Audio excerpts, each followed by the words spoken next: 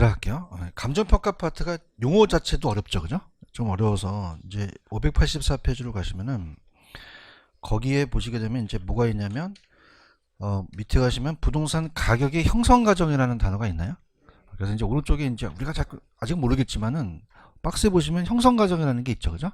그래서 가치의 형성 요인이 발생 요인에 영향을 주고 거기에 따라서 또 가격이 매겨지더라. 가격 형성 요인이 발생 요인에 하살표가 돼 있죠, 그죠? 영향을 줄 수 있다는 거예요. 그래서 좀 들어보시면은 이제 가치의 형성 요인을 먼저 평가사가 평가를 해요.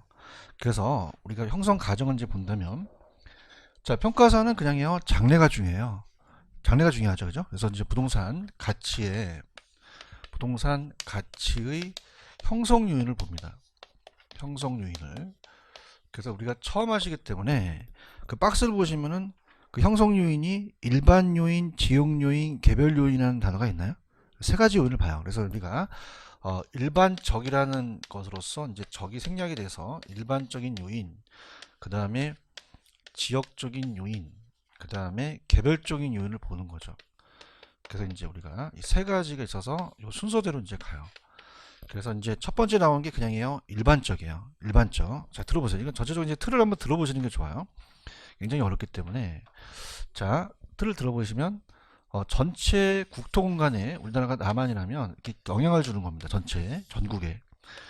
그럼 전국에 영향을 주는 게 그냥입니까? 인구가 늘어날 수도 있습니까? 늘어나죠. 어떤 사회적 그러한 환경이라는 게 사회적, 경제적, 그 다음에 행정적으로 내가 투자하려는 지역이 있죠.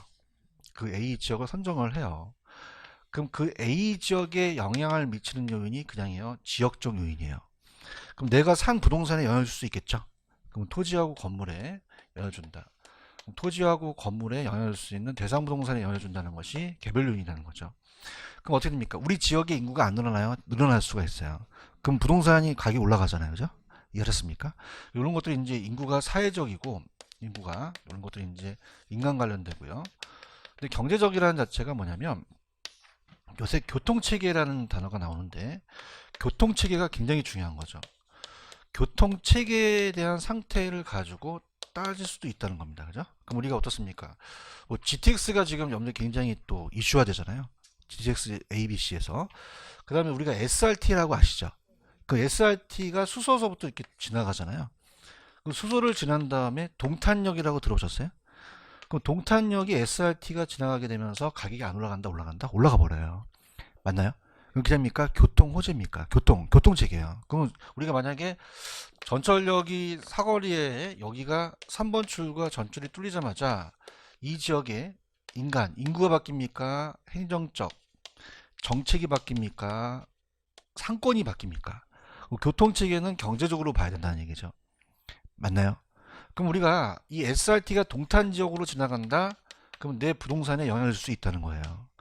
이해하셨습니까? 근데 중요한 것은 자 이런 것들은 이제 실무에서 여러분들이 보시는데 동탄역과 거리에 따라서 가격이 똑같을까 다를까 달라요. 그러니까 실제로 여러분들이 동탄역하고 거리가 떨어진 게 몇 억이 차이가 안 됩니다. 그럼 그냥입니까? 개별적인 요인이 있습니까? 그러면 내가 만약에 떨어져 있는 물건을 평가사한테 맡기면 내 가격이 떨어진다는 얘기죠. 이해하셨습니까? 그 다음에 행정적은 정책이에요. 투기가열직으로 묶죠. 그렇죠? 그래서 전국을 다 묶지는 못하잖아요. 맞죠? 그럼 A 지역이 투기가열직으로 묶일 수 있잖아. 조용지역으로. 근데 희한한 게 내가 투자한 것만 맨날 투기가열직으로 묶여요. 그죠? 그래서 제가 무슨 뭐가 보이는 게 있나 봐 내가. 그럼 그냥이야 나 묶였어. 그럼 내가 제한이 되잖아요. 그죠? 이해가 가야 되는데 이런 게 형성 요인이에요. 아시겠습니까? 이렇게 해서 요 일반적, 지역적, 개별적인 요인이 되는 거죠. 들어가 볼게요. 밑에 가시면 가치 형성 요인이라는 게 있나요? 개념이 시험에 나옵니다. 가치 형성 요인은 대상 물건의 경제적 가치에 영향을 주는 무슨 쪽이에요? 일반, 지역, 개별. 이건 발생 요인입니까? 이거는 형성 요인입니까? 이는 발생 요인에 영향을 미친다라고 돼 있죠? 이건 이따가 제가 그 영향을 미치는 거에 대해서는 이따가 설명해 줄 테니까 영향을 미친다라는 것만 알아가지고 가지고요. 가치의 발생 요인에 영향을 주는 거고요. 자, 그 다음에 이제 어떻습니까? 거기 나와 있는 B에서 얘기하고 싶은 건 뭐냐면 여러분들 이 사경행이라는 자체가 고정적입니까? 서로 영향을 줍니까? 자, 여기가 사회적으로 인구가 늘어나게 되면은 땅값이 안 올라가요. 땅값이 올라가 버려요.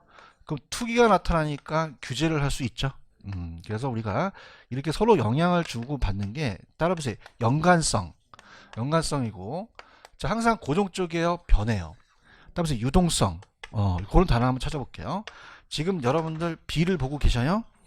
그러면 자, 우리가 B에 보시면 두 번째 동태적이라고 돼 있어요. 명태를 올린 게 아니라 동태라는 건 움직인다는 거예요. 그죠? 그래서 우리가 항상 움직이고, 세 번째 보시면 연관성이라는 단어가 있죠. 그럼 그냥입니까? 서로 영향을 줍니까? 영향을 서로 받죠. 그죠? 연관성이라는 게 있다. 그래서 유동성이 이제 동태적이라는 거고요. 그래서 이렇게 이제 세 가지 요인으로 가요. 그 맨 밑에 가시면 일반 요인에 가시게 되면은, 일반 요인은 전국토 공간에 영향을 미치겠죠? 그 사경행이라는 단어가 있나요?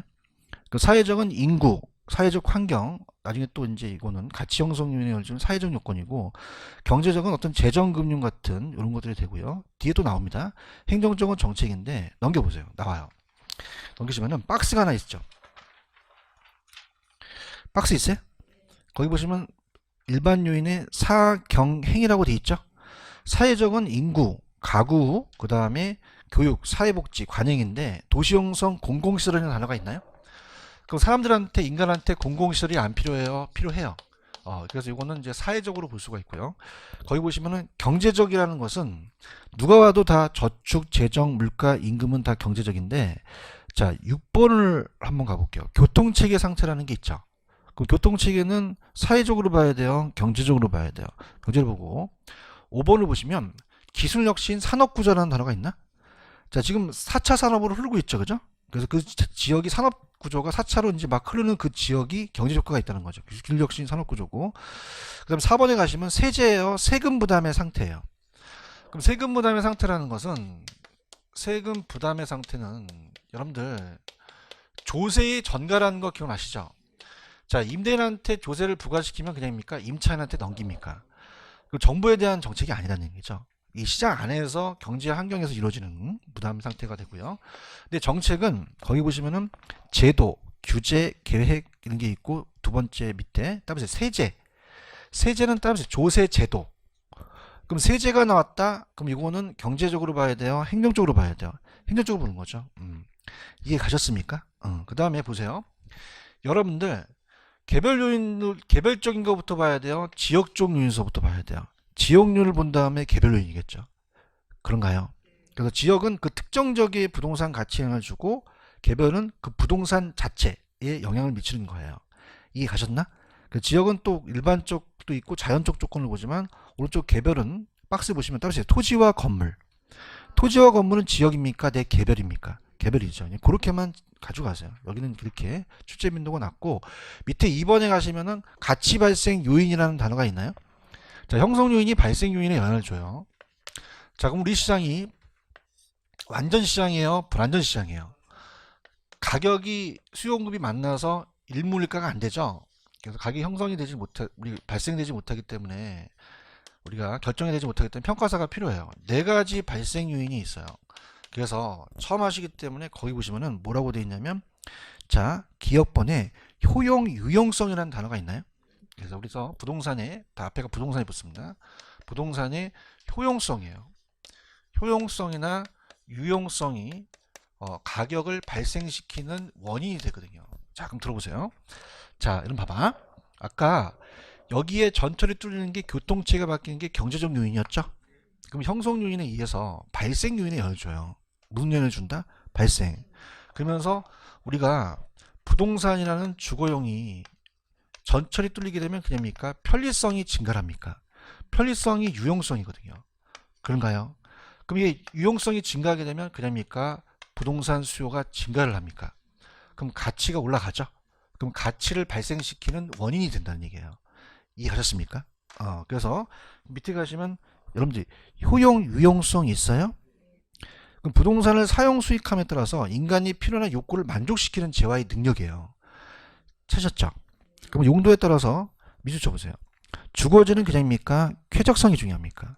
쾌적성이나 편리성이 중요하죠. 근데 상업지는 쾌적해야 돼? 손가락 빨아. 그 무슨 성이 중요하다? 수익성. 공업지는 생산성이죠. 이게 효용이 높을수록 부동산 가치가 발생한다는 거죠. 이해 갔나요? 그래서 이제 이거는 수요에 영향을 미칩니다. 그 다음에 그냥 수요여야 돼요? 유효 수요여야 돼요? 자, 부동산은 저가입니까? 고가입니까? 살 의사만 있어야 돼요? 능력이 있어야 돼요? 구매력이 뒷받침돼야지만 부동산 가격이 발생된다는 얘기예요. 맞나요? 그 다음에 디귿에 상대적 희소성이라는 단어가 있나요? 그럼 상대적 희소라는 것은 토지를 얘기합니다. 토지는 그냥입니까? 부중성에서 땅이 제한돼 있습니까? 그러면 수요에 비해서 상대적으로 부족하죠. 그럼 수요가 많고 공급이 부족하니까 가격이 올라갈 수밖에 없다는 거죠. 그래서 상대적 희소성은 파란 색깔. 욕망의 충족 수단이 질적 양적으로 유한 부족한 상태를 의미하는 것으로서 부동산 수요에 비해서 공급이 상대적으로 부족하기 때문에 가격이 올라가죠. 발생 요인이고요. 넘겨보세요. 넘기시면 부동산은 하나가 또 있어요. 넘기시면 다음에 권리의 이전성. 부동산은요 물리적 실체를 넘겨요, 권리를 이전시켜요. 소유권을 넘겨야 가치가 발생하죠. 그래서 권리에 대한 이전성까지가 우리가 권리의 이전성, 이 가치의 발생 요인이라는 거죠. 그래서 아까 효용성 때문에 수요가 늘어나고 유효 수요가 수요라면 상대적 희소는 공급이 희소하다 보니까 그냥입니까? 가격이 올라갑니까? 근데 경제적인 것보다도 법적인 것도 따져볼 수도 있다는 거죠. 근데 저 보세요. 하나만 있어도 될까요? 서로 결합이 돼야 될까요? 그럼 하나만 있다고 해서 유용성이 발생되는 건 아니죠. 맞습니까? 그러면 우리가 전 페이지 가보세요. 여기 핵심 포인트가 뭐가 있냐면 넘겨보세요. 그 부동산 가치 발생 요인에 파란 색깔 있나요? 그러니까 상호 밀접하게 결합이 돼야 됩니까? 그러면 하나만 있어야 돼요? 상호 결합이 돼야 돼? 이 네 가지 조건이 다 만족해야 된다는 거지. 그런가요? 그래서 밑에 하나의 상품을 가치를 가지려는 효용성, 유효수요, 희소성까지 다 만족을 해야 된다는 거야. 그래서 이따 문제 풀 때 하나만 있다고 해서 가치가 발생해야 돼요? 서로 결합이 돼야 돼. 결합이 된다는 것은 이 네 가지 조건이 다 만족을 된다는 거죠. 맞나요? 그럼 여쭤볼게요. 우리가 마시고 계시는 공기는요, 유용성은 없어요? 유용성은 있어요. 유용성이 없다는 분은 제가 얼굴에 랩을 씌웁니다. 그죠? 이렇게. 그래서 2분 동안. 그래서 제가 유용성 있었지, 헤이, 샌프란시스! 그러는 거야. 응? 그렇죠? 그러면 공기는요, 그냥입니까? 존재량이 많습니까? 수요에 비해서 공급이 부족하지 않죠. 유용성은 있지만 희소성이 없다는 거죠. 가격이 존재하지 않는다는 거예요. 맞나요? 토지는 우리한테 유용성만 있어요? 상대적 희소성도 있어요. 존재량이 적다는 거죠. 그 수요에 비해서 공급이 부족하니까 가격이 존재해서 발생한다는 얘기죠. 그럼 하나만 있어야 된다? 상호 결합이 돼야 된다. 결합이 된다는 거죠. 이해하셨죠? 그 다음 옛날에 어렵게 나왔던 게, 자, 효율성이에요? 효용성이에요? 효율성은 우리가 형평성의 반대에 이용을 잘하자는 거거든요. 그죠? 그래서 효율성이 맞다, 효용성이 맞다, 효용성 이렇게 합니다. 그러면 자, 다 됐습니다. 이제 다 됐고 그 다음에 이제 전 페이지로 가시면은 아까 584페이지 그 파란 색깔만 이제 가시면 돼요. 파란 색깔 가시면은 584페이지 이 파란 색깔 있죠? 가치 형성 요인은 가치 발생 요인에 영향을 준다고 되어 있습니다. 찾았습니까? 그러면 어떤 요인이 어떤 요인에 영향을 줘요? 형성 요인이 발생 요인에 영향을 주는 거죠. 그런가요? 자, 들어보시면요. 여기에 전철이 뚫리니까 경제적 교통체계 상태가 바뀌니까 주거용의 편리성이 증가해서 수요가 늘어난 거죠. 자, 편리성이 증가해서 전철이 뚫린 건 아니잖아요. 그 무슨 요인이 무슨 요인에 형성 요인이 발생 요인을 줘서 수용급의 변화를 시킨 거죠. 이렇습니까? 자, 그러면 이렇게 볼게요. 만약 시험 문제가 바뀌면 된다 안 된다? 안 돼요.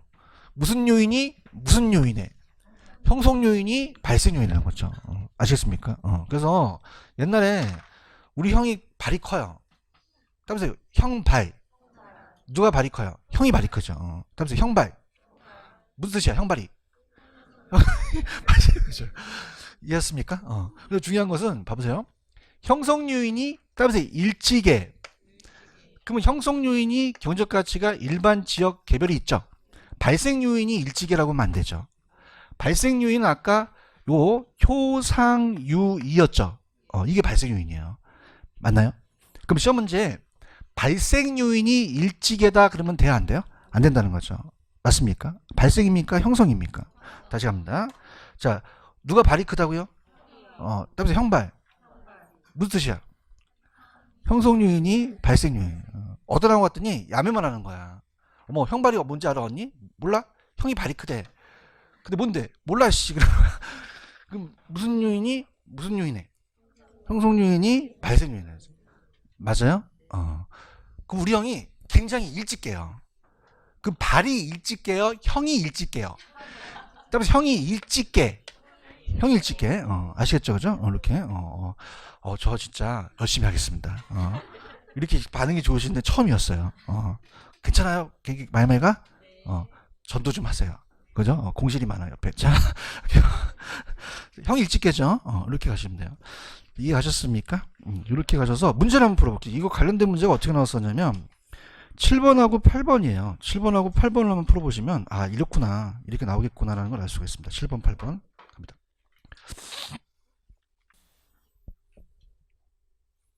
7번은 맞습니까? 자 갈게요. 틀렸죠 그죠? 발생 요인은 효용, 유효소, 상대적 희소성 맞는데 하나만 있다고 가격이 발생하는 건 아니잖아요. 공기는 유용성만 있는데 희소성이 없잖아요. 그럼 하나만 있는 게 아니라 상호 결합이 되고 서로 작용에 의해서 가격이 발생된다는 게 나왔습니다. 체크하셨죠? 그 다음에 자 8번은 맞아요 틀려요? 틀렸죠? 그다음에 유효 수요. 우리가 수요 파트를 이제 다음에 배우시겠지만 유효수는 살 의사만 있어야 돼요? 능력이 있어야 돼요? 구매력을 뒷받침해야 가치가 발생한다는 게 나왔었어요. 아시겠죠? 이렇게 하십니다. 그 다음에 잠깐 597페이지로 가볼게요. 자, 지금 나가진 않지만은 597페이지로 가시면은 597페이지로 가시면 우리가 박스가 하나 있어요. 무슨 분석과 무슨 분석? 지역 분석과 개별 분석이죠. 찾았습니까? 어떤 분석이 먼저일까요? 지역 분석이죠. 찾았습니까? 그러니까 예를 들어서 자 들어보세요. 간평사가 어떤 갑이라는 사람이 자기 주거용을 이렇게 평가해달라고 그러는 거야. 그죠? 그래서 내부적인 게 아주 잘 돼 있어요. 우리 연예인 중에서 주병진 씨 집 아세요? 또 언제 공부하는 그걸 어디 봤어, 씨, 그지? 그 안에 인테리어가 굉장히 잘 돼 있어요. 그래서 사우나도 막 해놓고 막 난리 쳐졌죠. 그래서 매덕을 그냥 깔아놓은 거예요. 그럼 내부적인 거는 그냥입니까? 아주 높습니까? 높죠. 그렇죠? 그래서 우리가 따라서 담보평가, 평가사한테 담보평가를 하게 되면 자, 여러분 어떻게 돼요? 은행에서 돈 땡기죠? 그러면 그냥입니까? 가치를 좀 올려놔야 됩니까? 올려놔야 되거든요. 그래서 많이 평가해달라고 이제 해서 평가사가 높게 평가했어요. 그죠? 그러면 그냥입니까? 내부적인 것만 봤습니까? 다음에 개별 분석. 개별 분석을 먼저 하면 안 된다는 거예요. 어떤 분석이 먼저 선행이 된다는 거죠? 지역 분석이에요. 맞나요? 그 내부적인 게 막 넋서리 해갖고 가격 올려놨더니 담배를 피려고 문을 확 여니까 옆에가 공동묘지야. 웃지도 않아, 씨. 그럼 어떤 분석을 먼저 못했다는 거죠? 지역 분석을 못했다는 거죠. 맞습니까? 그럼 어느 분석을 먼저 해야 된다? 지역 분석이 되면 개별 분석이에요. 다음에 일지계. 아까 뭐가 먼저 나왔어요? 지역을 한 다음에 개별이 먼저 나중에 간다는 거죠. 아시겠죠? 그래서 여기가 중요합니다. 그래서 여기 나가겠다는 게 아니라 지금 어떤 분석이 먼저 선행이 된다. 지역 분석을 한 다음에 개별 분석을 해야 된다는 거예요. 그래서 다음에 일지계. 지용 요인이 있었죠? 그게 이제 지역 분석을 한 게 파악이 된 다음에 개별적인 요인을 파악해야 된다는 거죠. 아시겠습니까? 이렇게 가시면 되고 그 다음에 앞쪽으로 가볼게요. 그래서 넘겨오시면은 가벼운 것들만 우리가 588로 가시면 588 거기에 부동산 가격의 이중성이라는 게 있어요. 찾았습니까? 부동산 가격의 이중성. 야, 너는 이중인격자야. 그럼 성격이 하나겠다는 거야? 두 가지 성격을 갖고 있다는 거야. 맞아요? 근데 이거는 여러분이 가지고 계시는 볼펜은 부동산이야? 일반 재화야? 일반 재화도 이중성이 있고 부동산에도 이중성이 있어요. 그럼 들어보세요. 여러분이 갖고 있는 볼펜은 일반 재화죠. 집의 주택은 부동산이죠. 그럼 둘 다 수요가 갑자기 늘어나면 가격이 어떻게 될까요? 올라가죠. 기본이야. 올라가죠. 수요가 나오면 울렁울렁거려. 그럼 가격이 높아지면 많이 만들죠. 공급을 많이 늘려요. 맞습니까? 공급 물량이 많이 쏟아져 나오면 가격이 어떻게 될까요? 떨어지죠. 그럼 가격이 싸지니까 다시 수요가 어떻게 된다? 늘어나죠. 다시 가격도 어떻게 돼? 공급이 어떻게 된다? 밤새겠다, 야. 그러면서 피드백이라는 거예요. 그럼 가격은 영향을 받기만 합니까? 영향을 주기도 합니까? 이중성을 갖고 있다는 거죠. 맞습니까? 근데 일반 재화만 있어요? 부동산에도 있어요? 부동산에도 있다는 거죠. 나 지금 어디 하는지 알아? 가격 이중성하고 있어요. 그 부동산은 수요 공급에 영향을 받기만 해요? 영향을 주기도 해요. 그래서 가격의 이중성 때문에 피드백으로 형성이 된다는 얘기죠. 이해하셨죠? 그래서 이거를 잠깐 595페이지로 한번 가보세요. 은투장을 찍고 올게요. 그렇게 중요한 파트는 아닌데 595로 가시면 595로 가시면은 수요 공급의 원칙이라는 게 있습니다. 찾았습니까? 그래서 우리가 이 수요 공급의 원칙은 잘 출제되는 부분은 아니에요. 근데 이따가 제가 부동산 가치의 재원칙 중에 하나거든요. 자, 그러면 평가사가 지가 마음대로 지켜야 돼요. 가치를 원칙이 있어요. 13가지 원칙 중에서 하나인데 그럼 부동산도 가격의 이중성이 없습니까? 있습니까? 그럼 수요공급의 영향을 받기는 영향을 주기도 한다는 거죠. 아시겠습니까? 그래서 수요공급의 원칙은 되게 쉬워요. 따라서 수요공급. 그럼 안에 수요공급이 들어가죠. 그럼 개념에 가시면 부동산 가격은 수요공급의 상호작용에서 결정된다는 게 있어? 그럼 기여의 원칙이야? 수요공급의 원칙이야? 그럼 안에 들어가 있잖아. 이해하셨죠? 그럼 가격은 다시 수요공급에 영향을 미친다. 그럼 가격의 이중성과 밀접한 관계는 무슨 공급의 원칙? 수요공급의 원칙을 찍으셔야 돼요. 체크하셨죠? 얘는 요것만 가지고 거의 얘는 희박합니다. 이거 끝내버리세요. 지금 눈도장 찍었어요? 일단 안에 이거 별로 안 중요하고 그 다음에 넘겨보세요. 넘겨보시면은 자 우리가 가격의 특성이라는 게 있습니다. 페이지로는 우리가 588페이지로 가시면은 588로 다시 가시면은 부동산 가격의 특징이라는 게 나와요. 타셨습니까? 자 볼펜의 가격의 특징이에요? 부동산 가격의 특징이에요? 볼펜하고 다르다는 거죠. 맞습니까? 볼펜은 여러분들 그냥입니까? 한 번 쓰면 소모되죠. 그냥 갖다 버려. 주택도 버려요? 나죠. 그죠? 주택은 오래 가죠. 그럼 영속성이기 때문에 그냥 남을 빌려줄 수도 있어요. 그러면 교환의 대가인 가격이 아니라 용익의 대가인 임료도 나올 수가 있다는 거예요. 그래서 원본과 가실. 미법에서 배우지. 그 원법 미법 시간이야. 원법은 나무라면 과실이 나온다는 거죠. 그 부동산이 있으면 거기에 임료가 선정될 수도 있다는 거예요. 부동산은 가격만 있어요. 임료도 있어요. 그냥 그걸 끝내어 버리세요. 그 오른쪽에 2번이 파란 색깔이 나왔다는 거는 기준이 된다는 얘기죠. 부동산은요. 어떤 이 시멘트 덩어리 가격입니까? 물리적 가격이에요. 소유권이 있어요. 소유권 있잖아. 소유권. 그 다음에 권리라는 게 물권 채권이에요. 이게 대한 가격이죠. 파란 색깔. 그 부동산은 물리적 실체에 대한 가격이다. 가격은 아니다. 그냥이다. 소유권이 있다. 권리이익이 있죠. 맞아요. 근데 여러분 봐봐. 이 부동산이 소유권만 있어요. 전세권도 있어요. 2개 이상의 권리가 있죠. 그래서 파란 색깔이 시험 문제예요. 동일한 부동산에 2개 이상의 권리이익이 그냥이다. 변존할 수 있다. 그럼 개개의 권리이익에 대해서 각각 가격이 형성될 수 없다. 될 수 있다. 될 수 있다는 거죠. 이해하셨나? 빨리 문제 풀어. 빨리 식기 전에 다 까먹기 전에 빨리 2번 문제를 풀어보세요. 만나드리나 2번 스타트.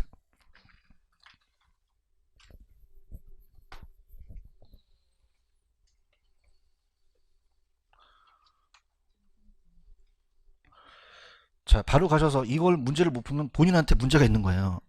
자 맞아요? 아니 이게 맞냐고요. 맞게 걔가 몽둥이 맞으면 틀렸잖아요. 그래서 부동산 가격은 소유권이 있어요. 권리이익의 가격으로 2개 이상의 권리이익이 동일한 부동산에 존재하는 경우에는 각각의 권리마다 개별적인 가격이 형성되지 않는다. 될 수도 있다. 될 수도 있다는 거죠. 이해하셨죠? 그죠? 이렇게 하시고요. 그 다음에 아까 다시 가셔서 589페이지 가시면 3번에 단기적이에요? 장기적이에요? 장기적 고려를 해야 되죠. 찾았습니까? 왜 그럴까? 여러분 부동산의 가격이 지금 평가사가 매기는 가치라는 것은 그냥입니까? 장래가 중요합니까? 그럼 단기적인 시장 상황을 고려해야 돼요? 장기적인 걸 고려해야 돼요? 장기적인 걸 고려해야지. 가만히 있지 말고 장기 뚱간을 쳐야지. 단기적, 장기적. 그런가요? 그 다음에 4번 부동산은 지역적, 개별적으로 다 다르겠죠?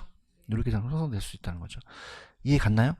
그 다음에 오른쪽에 가시면은 지문에 맨 밑에 부동산은 수요가 감소하더라도 즉각적으로 하락한다, 하락하진 않는다. 하락하지 않죠. 그다음에 하방 경직성. 여러분들이 봐봐요. 부동산 가격이 떨어지는 건 확 떨어집니까? 좀 잘 안 떨어집니까? 경직돼 있죠. 그래서 따라서 하방 경직성. 하방 경직성이라는 거죠. 맞아요. 근데 우리가 작년, 재작년에 강남에 막 가격이 막 폭팍 올라갔잖아요. 그 올라가는 건 그냥입니까? 빨리빨리 올라갑니까? 답변세 신축성. 아까 경직성이었죠. 근데 올라가는 건 좀 신축성으로 빨리빨리 올라간다는 얘기예요. 지금 보고 있어요? 그래서 여기는 그냥요 하방 경직적이에요. 내려가는 건 내려간다, 잘 안 내려간다? 안 내려가는데 올라가는 건 신축적으로 빨리빨리 올라간다는 얘기예요. 이해하셨습니까? 이렇게 해보시고요. 그 다음에 부동산 가격의 제원칙이라는 단어가 있죠. 자, 평가사가 지 맘대로 지켜야 돼요? 원칙을 지켜야 돼요? 법칙성이나 어떤 지침이죠. 맞아요? 그래서 고립된 것이 아니라 채용을 기준으로서 서로 간접적으로 영향을 주는데 직간접적으로 넘겨보세요. 우리가 그림이 하나 나와요.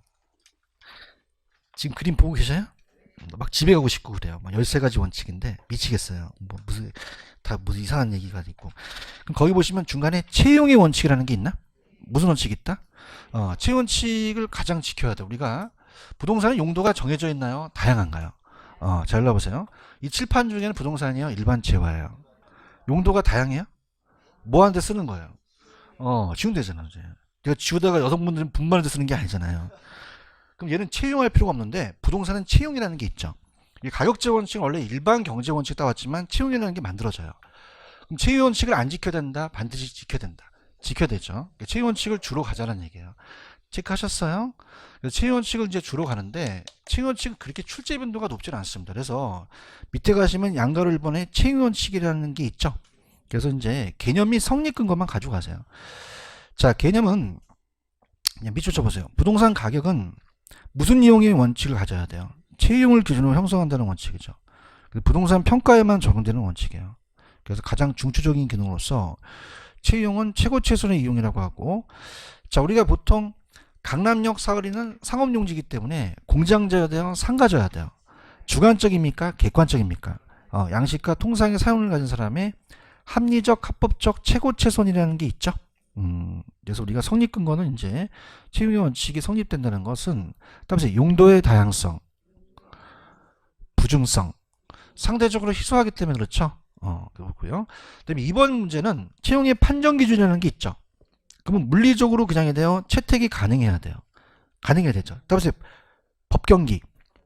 물리적은 기술적인 면이에요. 무슨 적인 면이다? 기술적. 우리가 이제 만약에 50층짜리 건물 졌는데 와르르 무너지면 돼요, 안 돼요? 기술적으로 채택이 가능해야 되고, 그다음에 합리적은 따라서 경제적. 투기 목적이면 안 되죠. 비합리적이면 안 된다. 그 다음에 합법적은 그냥입니까? 법적입니까? 그러면 하나만 따져야 돼요? 세 가지를 다 봐야 돼요. 그 물리적 채택 가능, 합리, 합법을 다 봐야 됩니다. 그렇지만 최고에 대한 이익을 가치를 형성하는 거죠. 그 시험 문제는 그냥 최고의 가격이 형성돼야 됩니까? 이 세 가지를 다 만족해야 됩니까? 만족해야 되죠. 그래서 이 세 가지에 대해서 충족이 돼야지만 된다는 게 한번 나온 적이 있었는데 참고하시고요. 그 다음에 이제 그 박스를 보시게 되면은 채용의 원칙에 외부적과 내부적이라는 단어가 있나요? 찾았습니까? 거기에 제일 중요한 게 따라서 적합의 원칙, 균형의 원칙. 자, 지금 여러분들 590페이지 하고 있어요. 그 박스요. 찾았습니까? 채용 원칙의 외부에 적합이라는 원칙이 있습니까? 그 다음에 채용 원칙의 내부에 균형의 원칙이라는 게 있나요? 이 두 가지가 거의 90% 시험제 나와요. 그래서 들어보시면요. 자, 내부하고 외부인데요. 자, 여기 이제 메인이에요. 자, 적합하고 균형에 별표 쳤어요? 그래서 여러분이 그런 얘기예요. 우리가 어떻습니까? 어디 횟집 가게 되면 메인 요리가 있죠. 그러면 기본 안주, 뭐 스키다시라고 하죠. 그러면 스키다시를 많이 먹어야 돼요. 기본 우리가 메인을 중요해요. 그 다른 것들은 13가지 원칙보다 얘가 두 가지가 중요하다는 거죠. 이해하셨어요? 그래서 이제 이 균형하고 적합이 거의 시험 문제의 90% 출제가 됩니다. 그래서 나중에 기출 문제를 보시면 얘가 답이 될 가능성이 굉장히 높아요. 그럼 안 중요하다, 중요하다? 외부적인 거와 내부적인 거죠. 그래서 넘겨볼게요. 너무 중요하기 때문에 우리가 592페이지로 한번 가볼게요. 가셨어요? 거기 가시면 균형의 원칙이라는 게 있나요? 별표를 3개 치세요. 균형의 원칙. 땡야. 땡야, 땡야, 땡야. 쳤죠? 이 원칙은 어떤 원칙이냐면, 자, 보세요. 만약에 20층짜리 빌딩에 우리가 지하 주차장이 없으면, 아니면 엘리베이터가 없으면 다음에 기능적 감가. 아까 들어봤죠, 그죠? 기능적 감가 됐다는 얘기예요. 내부적인 게 안 맞다는 거죠. 그러면 자, 이거는요, 이 대상 부동산을 평가사가 평가할 때 주위 환경을 봤어요? 내부적인 것만 봤어요? 외부적인 게 아니죠. 대답해봐요. 그럼 채용과 관련된 외부다, 내부다. 내부가 잘못된 감가예요. 맞나요? 그럼 외부가 나와야 돼요? 내부가 나와야 돼요? 내부. 그래서 부동산이 최고도를 받기 위해서는 내부 구성 요소, 내부가 생략될 수 있어요. 이 구성 요소가 다음에 생산 요소, 토지 노동 자본이 있죠, 그죠? 그 생산 요소 간에 우리가 균형을 이루어야 된다는 거죠. 그러면 요거는 이 자체를 분석했으니까 여러분 생각하실 때 요거는 지역 분석을 한 거예요, 개별 분석을 한 거죠. 개별 분석을 한 거죠. 이 단어가 다 들어가야 돼요. 아시겠습니까? 가볼게요. 지금 균형의 원칙을 보고 있어요? 균형의 원칙은 건물의 경우 부동산 유용성이 최고도로 발휘되기 위해서는 구조설비 기능의 파란 색깔, 외부야 내부야, 내부 구성 요소 간의 균형을 이룬다는 거죠. 그런가요? 그래서 내부적인 요인을 판단하는 채용입니다. 그럼 적용해 보시면 다음에 생산 요소. 생산 요소가 토지 노동 자본이 건물에 들어가죠. 그 결합 정도고, 그 다음에 아까 내부적인 구성 요소의 건물과 부지의 적응이라는 거 기억나시죠? 이게 기능적이고, 그래서 개별 요인을 봅니다. 개별적 분석이고, 니은에 보시면은 다음에 기능적 감가. 자, 이거는 경제적 감가예요, 기능적 감가야. 기능적 감가와 관련된다는 거죠. 체크하셨죠? 근데 오른쪽에 가시면은 양가로 8번에 적합의 원칙이라는 게 있나요? 이것도 별표 3개 치십시오. 적합의 원칙은 외부적인 판단이에요. 그래서 자, 얘는 만약에 시장 안에 주택이 있어요. 그러면 이 주택의 내부적인 게 잘못됐습니까? 외부 환경이 안 봤습니까? 주택은 주거지가 있어야 되고 시장은 사업지가 있어야 되죠. 그럼 얘가 치유가 불가능해요. 아까 따라서 경제적 감가 했었죠, 그죠? 그래서 이거는 경제적 감가, 치유할 수가 없으니까. 그럼 이거는 내부적인 거예요, 외부적인 거예요? 외부. 그래서 외부 환경과 안 맞다는 거죠. 외부 환경과에 대한 적합입니다. 자, 그러면 이거는 개별 분석을 통해서 나타납니까? 지역 분석을 해야 됩니까? 지역 분석을 해서 나타나죠. 지금 적합이라는 원칙 찾으셨습니까? 적합은 그 부동산 유동성이 최고도로 발휘되기 위해서는 자, 내부 구성 요소입니까? 이 대상 부동산이 외부 환경입니까? 왜 환경과에 맞아야 된다는 거죠. 찾았죠? 그래서 우리가 외부적인 판단이에요. 주택은 주거지역, 그 다음에 상점은 상업지역, 공장은 공업지역에 입지해야 된다는 얘기죠. 이 두 가지가 가장 중요하다고 볼 수 있어요. 이해 가셨습니까? 그래서 넘겨보세요. 적합의 원칙이 또 있네요. 넘기시면은 적용을 보시게 되면은 자, 기억에 따라서 지역 분석. 이거는 어떻게 됩니까? 내부적인 게 아니라 외부죠. 지역 분석의 결과로 표준적인 이용과 채용에 대한 충족되는지 평가인데 지역 분석이라는 게 나와요. 니은에 보시면은 아까 제가 경제적 감가는 돈을 보면 환장을 하죠. 그냥입니까? 인근 환경가입니까? 적합하지 못한다는 것은 경제적 감가에 발생할 수도 있다. 체크하셨죠? 그럼 우리가 좀 도와드려 볼게요. 이게 좀 어렵기 때문에 자, 프린트로 갑니다. 프린트로 가시면은 일단은 11번으로 가신다면 프린트 11번 찾았습니까? 부동산 좀 도와드릴게요. 부동산 가격 원칙에서 부동산의 유용성이 최고도로 발휘되기 위해선 그 부동산이 속한 지역의 환경이죠. 그 환경과에 대한 적합은 채용의 원칙이에요, 적합의 원칙이에요? 적합이죠. 외부 환경이니까. 대답 좀 해주세요. 그 다음에 우리가 9번도 좀 도와드릴게요. 이거는 경쟁의 원칙이 아니라 이거는 적합의 원칙입니다. 9번도 지금 경쟁의 원칙이라고 돼 있죠. 적합이라고 좀 고쳐주세요. 그래서 이거는 예전에 나왔던 지문인데 9번은 그 부동산이 가지는 제특성에서 그것이 시장 수요와 일치되는 단어가 있죠. 그럼 시장이라는 자체는 내부입니까? 외부적인 겁니까? 주변 토지용과 어울릴 수 있느냐의 높은 가치는 이건 적합의 원칙이라고 고쳐주세요. 경쟁이 맞아요? 적합이 맞아요? 적합이 맞죠. 그런가요? 그러면 자, 요거는 제가 여러분한테 좀 시간을 드릴게요. 14번을 한번 가볼게요. 14번이 맞나 틀리나. 원가법이라는 건 아직 안 배웠지만은 한번 14번이 맞나 틀리나 한번 보세요.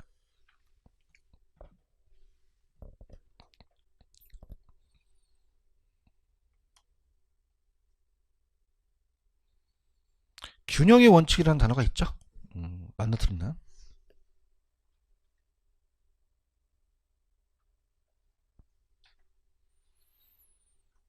도와드리겠습니다. 경제적 감가라는 게 나와야 돼요? 기능적 감가 나와야 돼요? 기능적이죠. 균형은 내부적인 거잖아요. 좀 도와주세요. 그럼 경제적 감가가 처리됩니까? 기능적입니까? 기능적이죠. 무슨 말씀인지 아시죠? 이렇게 갑니다. 경제적을 기능적으로 고치셨나요? 그럼 다시 한번 가볼게요. 상태가 좀 안 좋아서. 자, 따보세요. 나봐요. 따보세요. 균형의 원칙. 자, 이거는 그냥입니까? 이 지하주차장이 없습니까? 없다는 것은 이 부동산의 환경이 잘못된 거예요. 그 부동산의 내부 구성 요소가 안 맞아 그래요. 그렇죠. 그럼 이건 무슨적 감가? 기능적 감가가 되는 거죠. 그런가요? 그러면 무슨 분석을 통해서 나타납니까? 개별 분석이죠. 지역 분석을 한 게 아니죠. 그런가요? 근데 적합은 이 주택이 잘못된 겁니까? 외부 환경이 안 맞습니까? 치유가 안 되죠. 무슨적 감가? 경제적 감가라는 거죠. 그런가요? 그럼 무슨 분석을 통해서? 지역 분석을 통해서 근거로 이 적합의 원칙을 따진다는 거죠. 이해하셨죠? 그래서 얘가 메인이에요. 얘를 잡으신 다음에 두시고 다른 것들은 사이드로 가셔야 됩니다. 아시겠죠? 그럼 천천히 가볼게요. 자, 가셔서 지금 일단은 염리 591페이지로 가시면은 좀 어렵기 때문에 일단은 거기에 591페이지에 메뉴의 3번에 채용의 원칙과 연관성이라는 단어가 있나요? 그래서 토대가 되거나 바탕이라는 단어가 있어요. 자, 이건 이제 제가 토대가 되거나 바탕이 된다는 것은 전제로 깔라는 거죠. 그래서 항상 부동산 가격은 고정적이에요. 시점이 변해요. 변화하고 우리 부동산은 평가사가 장래까지 예측을 해야겠죠. 현재까지. 그래서 우리가 이 변동의 원칙과 예측의 원칙이라는 자체가 토대가 된다라고 이렇게 배우실 거고요. 그 다음에 두 번째로 보시면은 내부적인 관련이라는 게 있나요? 균형이라는 게 있었죠. 균형은 외부적이었어요? 내부적이었어요? 내부. 그래서 이따가 이제 기여의 원칙이라는 걸 배우시고, 그 다음에 또 수익 배분, 수익 체증 체감이라는 게 있죠. 네, 그런 게 있다고만 가져가세요. 수익 체증 체감, 그 다음에 수익 배분이라는 내부적인 게 있다. 그 다음에 밑에 가시면 외부적이라는 단어가 있나? 적합이 아까 외부적이었죠. 그 다음에 외부성이라는 거와 또 경쟁의 원칙이 있다. 사이드로 가져가시고요. 그 다음에 아까 제가 수요 공급의 원칙이 있었죠. 그래서 수요 공급의 원칙 대체는 직접적으로 관련되진 않아요. 그래서 우리가 경쟁의 원칙과 관련되기 때문에 수요 공급, 그 다음에 대체 원칙은 직접적이다, 좀 간접적이다. 간접적이다. 넘겨볼게요. 자, 그러면 우리가 순서대로 넘기시면 변동과 예측이라는 단어가 있죠. 이 두 가지를 가지고 이제 보는데 거의 시험 문제는 얘네들은 이제 사이드이기 때문에 개념만 나오지 그렇게 중요하지는 않습니다. 변동은 그냥입니까? 변한다는 겁니까? 예측은 미래까지 예측을 해보자는 거죠. 자, 그럼 우리 가볼게요. 자, 여기 과거와 현재와 미래는 항상 안 변해요. 변해요. 그래서 아까 제가 기준 시점을 명시했죠. 그럼 시점이라는 게 나오면 변동의 원칙을 찍으셔야 돼요. 근데 예측은요. 과거와 현재를 예측해요. 미래를 예측해요. 미래죠. 그래서 미래라는 자체가 나온다는 것은 자, 요거는 어떻습니까? 자체적으로 요거는 장래라는 게 나오거든요. 그럼 장래에 그냥입니까? 수익이 발생합니까? 수익이 발생할 수 있죠. 그래서 장래라는 게 나오고 수익 환원법 같은 게 나왔다. 그럼 수익을 예측해야 된다니까 이런 게 나오면 그냥요 예측이에요. 예측이죠. 지금 변동과 예측이라는 게 있나요? 그러면 되게 쉬워요. 변동은 그냥입니까? 변합니까? 그럼 그 변동한다, 변한다는 게 나오겠죠. 화이팅 하세요. 그럼 개념에 예측한다는 게 나와요? 변한다는 게 나와요? 그러면 파란 색깔 가치 형성률이 변동이라는 단어가 나오죠. 항상 변화의 과정이 나타난다. 정의역을 보시면은 다음에 기준 시점을 명확하게 할. 그럼 기준 시점에는 단어가 들어갔나요? 그럼 시점이라는 단어가 들어가면 무슨 원칙이죠? 변동의 원칙과 관련이 된다는 거죠. 이해하셨습니까? 자, 3번 예측은 과거 현재요 장래를 예측해요. 그럼 적용해 보시면 부동산의 가치는 장래가 중요하죠. 그 장래의 유형 우리가 임대료 같은 거지만 무형은 안 보이는 편익에 대한 현재 가치 장래 나왔다 그럼 무슨 원칙이야? 예측과 관련되는 거죠. 그런가요? 그래서 개념은 우리가 어떻습니까? 가격은 부단히 변하니까 장래, 현재가 아니라 장래의 추이나 동향을 봐야 된다는 거죠. 이렇게 보시고요. 균형의 원칙은 했었죠. 그다음에 기여라는 자체가 이제 균형의 선행을 해서 기여의 원칙은 이제 보겠는데 선행하고 얘가 후행을 해요. 자, 그럼 볼게요. 그럼 아까 20층짜리 건물에 지하 주차장이 없으면 다음에 기능적 감가 높게 평가돼요, 낮게 평가돼요. 그러면 만약에 한 10억짜리인데 7억으로 평가할 수 있죠. 그럼 지하 주차장을 설치를 해야 돼요. 그러면 따라서 기여하는, 야 너 기여하는 게 뭐니? 그러면 뭐예요? 여기에 기여해서 1억을 설치해야겠죠. 근데 봐봐, 자 지금 7억 달라고 하는데 생산비를 1억에서 8억이면 안 하겠다는 거죠. 그럼 생산비를 합쳐야 돼요, 기여도가 있어야 돼요.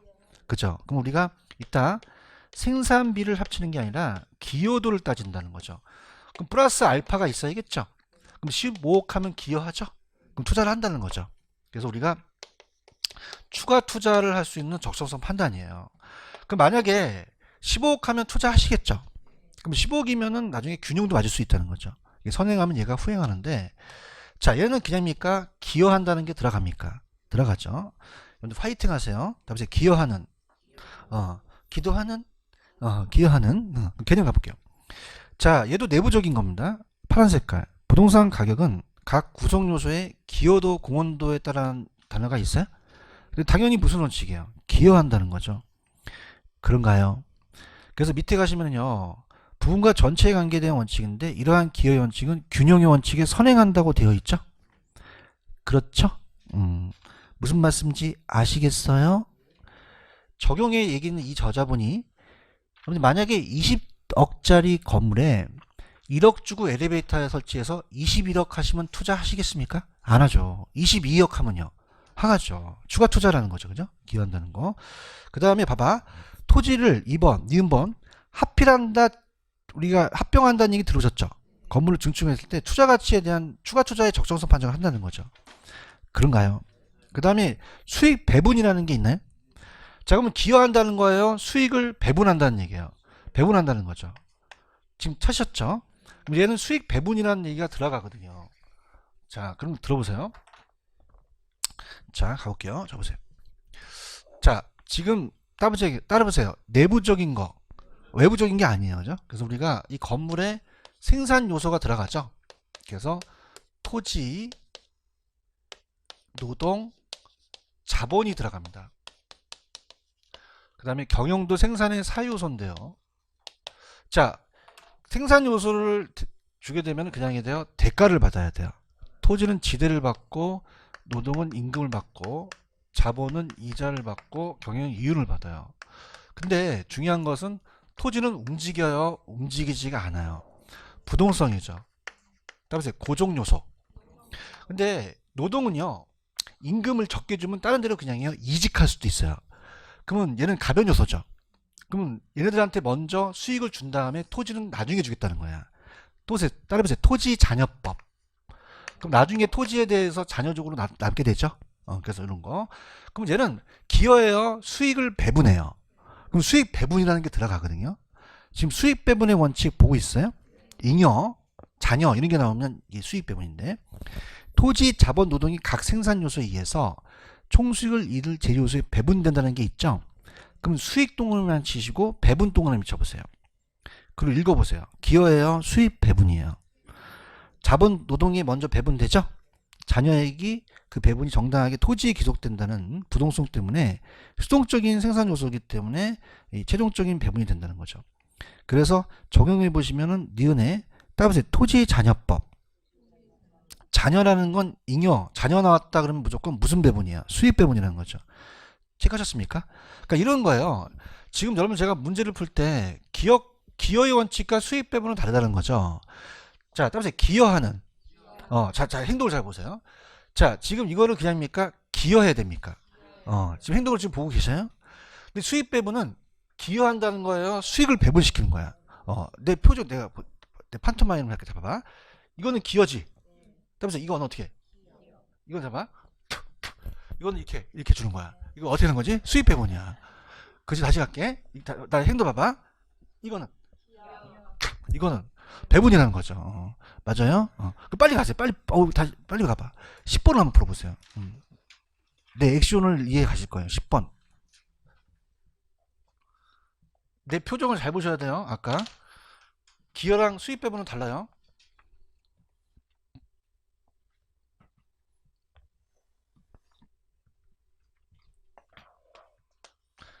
느낌 확 와요? 안 오면 어쩌나? 자, 봐봐. 나 봐봐. 나 봐봐. 이건 뭐야? 이거는. 그럼 이거야? 이거야. 두 번째죠. 나도 힘들어 죽겠어. 얘기해봐. 그죠? 그냥 이게 배분을 해. 그럼 수입 배분이죠. 아따 힘들어 죽겠다.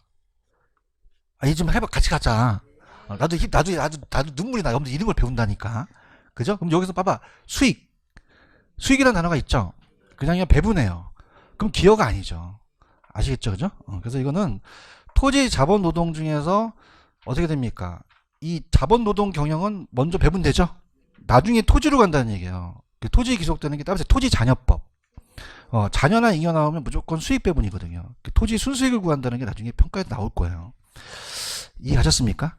그 다음에 자 593페이지로 가시면 수익 체증 체감이라는 단어가 있을 거예요.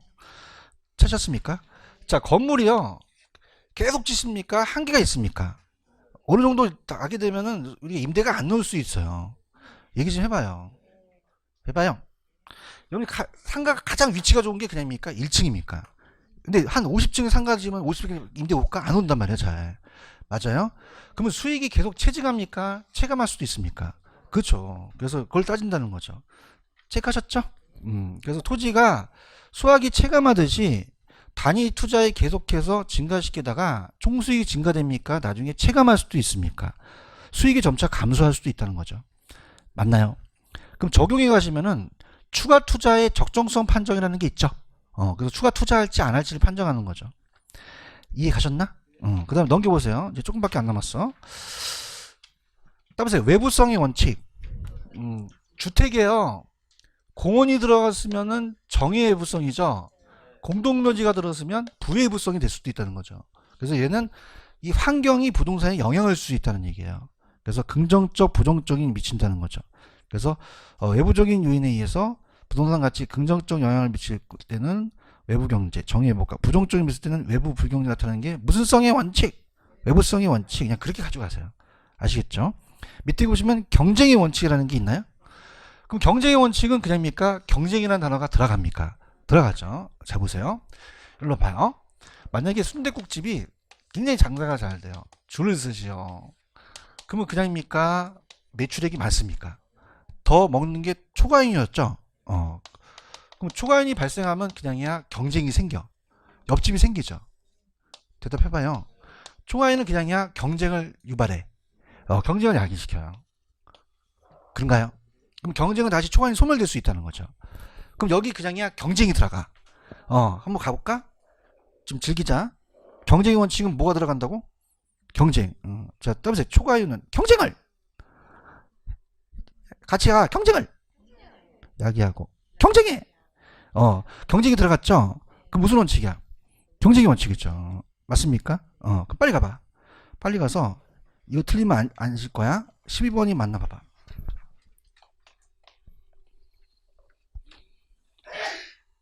되게 쉬워. 나만 쉽나? 자, 맞아요?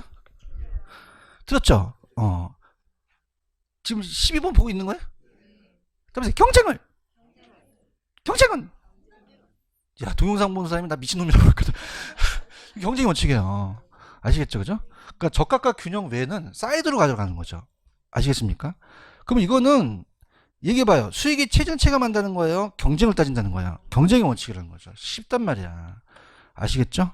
그 다음에 595페이지 갈게요. 됐다 많아. 아이씨 미치겠어. 이씨. 이렇게 많아. 595. 수요 공급은 아까 했지? 했잖아. 다 알아. 다 체크돼 있네. 그래서 수요공급은 우리가 수요공급의 원칙이 적용된다는 거죠. 경쟁에 의해서. 대체 원칙이라는 게 있어요. 그다음에 대신할 수 있는 원칙. 대체한다는 거예요. 맞아요? 자, 이거는 재밌게 한번 가볼게요. 자, 우리가 봐봐. 우리 학원 건물과 비슷한 건물이 있겠죠, 옆에. 맞습니까? 그럼 그냥요, 비교할 수가 있어요. 따라서 비교 방식. 비교해서 평가를 한다는 거죠. 그런가요? 그럼 비교 방식에서 자, 요 사례 부동산과 대상 부동산을 비교해요. 그런가요?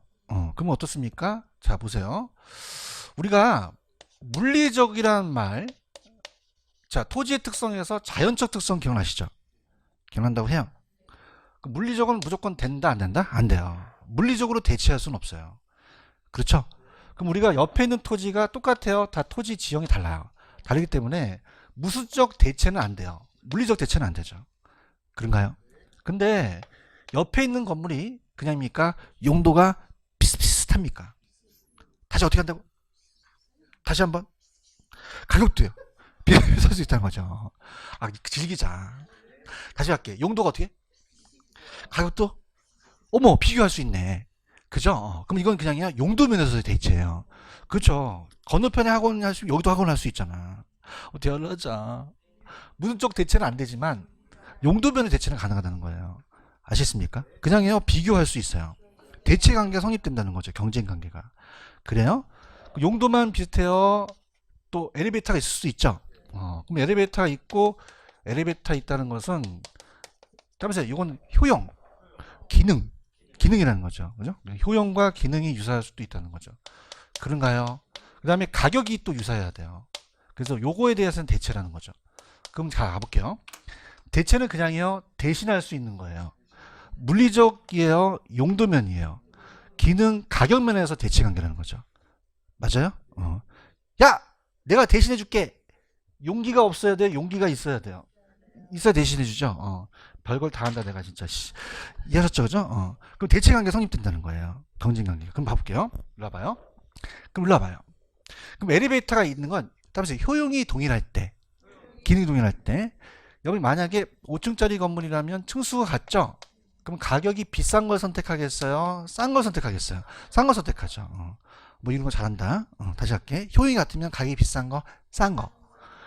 그럼 가격이 똑같으면 엘리베이터가 없는 거, 있는 거 효용이 큰 거 선택하는 거죠. 이게 대체 관계라는 얘기예요. 아시겠습니까? 그래서 지금 대체 원칙 보고 있어요? 대체 원칙은 부동산 가격은 대체성이 있다는 거죠. 다른 지역이 부동산의 상호작용에 의해서 결정된다는 거예요. 이해 갔나? 미조철문. 아까 엘리베이터가 같으면 동일한 효용은 엘리베이터가 두 가지가 있지. 가격이 비싼 거, 싼 거. 이거 지금 잘한다. 근데 만약에 가격이 똑같은데 효용이 엘리베이터가 없는 거, 있는 거. 효용이 높은 선택하겠죠. 따라서 대체 원칙을 성립시킨다는 거예요. 아시겠습니까? 그 다음에 적용해 보시면은 디귿의 대체 원칙은 3방식의 이론적 근거라는 단어가 있어요. 몇 방식? 그래서 대체 관계에 있는 사례부동산이 활용되는 것을 따라서 간접법. 자, 할게요. 무슨 말이냐? 일로 와보세요. 일단은 서로 비교 방식 할 때 대체 관계를 따지겠죠. 따라서 거래 사례 비교법. 거래 사례를 비교할 때 대체 원칙이 가장 토대가 돼요. 맞나요? 그럼 3방식이라는 자체가 자, 그럼 얘랑 그냥 했어요? 비교했어요. 따라서 비교 방식. 우리가 여러분 우리 건물이요. 그냥입니까? 원가가 들어갑니까? 그럼 자재값이 들어가죠. 따라서 원가 방식. 그 다음에 임대료가 수익이 나올 수 있죠. 따라서 수익 방식. 그럼 잘 갈게요. 그럼 아까 비교한다는 것은 대체한다는 거 아시겠죠? 얘기해야 다음 넘어가요. 맞습니까? 그럼 우리가 원가를 내가 요 대상에서 구하는 걸 따라서 직접법. 근데 원가가 자 어떻습니까? 오래된 건물 같은 경우는 원가를 구하기가 어렵잖아요. 폰이라는 자동차 아세요? 안다는 건 걔네 나이가 먹었다는 건데. 그러면 지금 그냥 있어요? 단종이 됐어요. 원가를 못 구하잖아요. 그런가요? 그냥요 다른 걸로 대체할 수 있어요. 그럼 프라이도 대체할 수 있죠. 맞습니까? 그럼 내가 구해요? 못 구할 수도 있어요. 그럼 사례에서 가져오는 걸 따라서 간접법. 간접법으로 할 수 있다는 거죠. 그러면 대체할 수도 있다는 거예요. 이해 갔나? 그럼 다시 할게. 수익도 내가 직접 구할 수도 있지. 근데 따라서 머리 아파. 그냥이야 사례가 있어. 그러면 비교 방식에 똑같이 원가 수익도 가지고 올 수 있다는 거죠. 그럼 따라서 3방식 다 적용되는 거예요. 근데 가장 중요한 건 비교 방식 때 대체를 따진다는 거죠. 이해하셨습니까? 이렇게 되셨어요? 되셨고 그냥 되셨다 해 넘어가요. 나도 힘들어 죽겠어요. 근데 기회비용이라는 게 있어? 별게 다 있네. 무슨 비용? 기회비용, 기회비용. 기회비용은 뭐냐면, 자, 마지막입니다. 그래서 막 신경질나게 책을 넘기시는 분이 계시는데, 자, 할게요. 따라서 기회비용. 기회비용인데, 자, 기회비용은 선택된 게 아니라 포기한 비용이에요. 이걸 전제로 하거든요. 들어보세요. 대체하려면 그냥입니까? 용기가 있어야 대신합니까? 뭐가 대신해야 돼요? 용도, 기능과 가격이 비슷해야 되죠? 그럼 제가 기회비용을 따진다는 건데, 자, A와 B 지역이 있어요. 그럼 둘 다 주거용이면서 지금 면적도 똑같고 용도도 똑같아요. 그럼 같죠? 근데 따라서 기회비용. 그럼 얘는 항상 주거지만 사용하는데 얘는 상업지도 사용하지만 그걸 포기하고 주거지로 갔대요. 그러면 여러분 생각해 보세요. 주거지만 있는 게 낫나요? 기회비용이 있는 게 낫나요? 기회비용이 있는 거를 갖고 따지자는 거예요. 아시겠습니까? 따라서 기회비용의 원칙. 그럼 어떤 투자 대상이 가치 평가를 그 투자의 기회비용 평가한다는 거예요. 찾았습니까? 기회비용이란 어떠한 대안 선택을 포기한 다른 대안들은 최성의 것을 얘기한다고 돼 있죠. 찾았습니까? 이게 무슨 말이냐? 들어보세요. 여러분들 오늘 저 학원에 오기 전에 제가 강의한다 그래갖고 뭐 좀 야매도 있을까 재밌을까 같아서 왔잖아. 그럼 그냥 다른 것들을 포기했죠. 그래서 오늘 갑을병이라는 분이 오늘 하루 종일 쏘겠대. 한 30만 원 내가 쏘겠대. 그다음에 10만 원 쏘겠대. 5만 원 쏘겠대. 갔어. 강의 들어왔어. 포기했죠. 그러면서 기회비용이에요. 맞나요? 그럼 선택된 거예요? 포기한 비용이에요.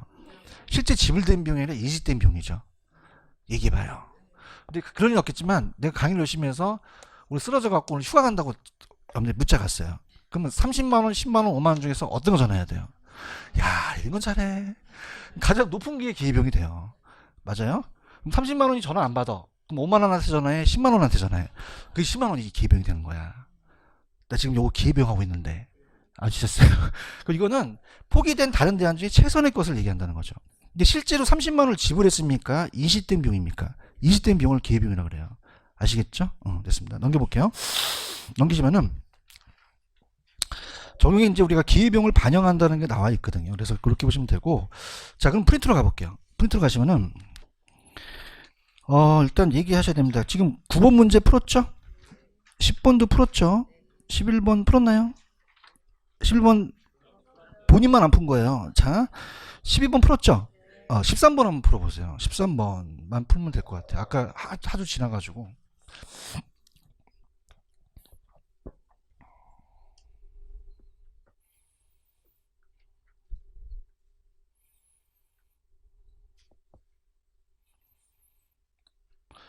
자, 아까 여러분 봐봐. 아까 기능적 단가가 7억으로 평가됐지. 얘 안 지웠다. 얘 일로 와봐봐. 그럼 1억에서 생산비를 합쳐야 돼? 기여도를 합쳐야 돼? 기여도죠. 생산비를 합친 게 아니에요. 그럼 생산비 합이에요? 기여도. 생산비를 전부 합친 원리가 아니라는 거죠. 이해하셨죠? 그죠? 이렇게 해서 말씀드립니다. 되셨죠? 근데 제가 중요한 게 597페이지로 갈게요. 597페이지로 가시면 이제 쉬는 시간에 예습 80분은 없겠지만은 597페이지 아까 어떤 분석하고 어떤 분석이 있었어요? 어떤 분석이 먼저 선행합니까? 그럼 지역 분석의 밑에 관련 원칙에 적합의 원칙이라는 게 있어요. 무슨 원칙이 있다? 경제적 감가라는 게 있죠. 적합은 내부적이에요, 외부 환경이에요. 외부 환경이니까 지역 분석이라는 게 근거가 돼야 되는 거죠. 이게 다음 넘어갑니다. 경제적 감가고 개별 분석이 보시면은 관련 원칙이 적합이라고 되어 있나요? 균형이라고 되어 있나요? 그 다음에 기능적 감가라고 되어 있죠. 찾았습니까? 그래서 지금 상태가 제가 안 좋아요. 지금 다시 갈게요. 상태가 안 좋을 때는 강사가 다시 해야 돼요. 자, 갑니다. 따보세요. 균형의 원칙. 자, 외부적이에요, 내부적이에요. 무슨 분석을 한 거죠? 개별 분석을 한 거지 지역 분석을 한 게 아니란 말이에요. 맞습니까?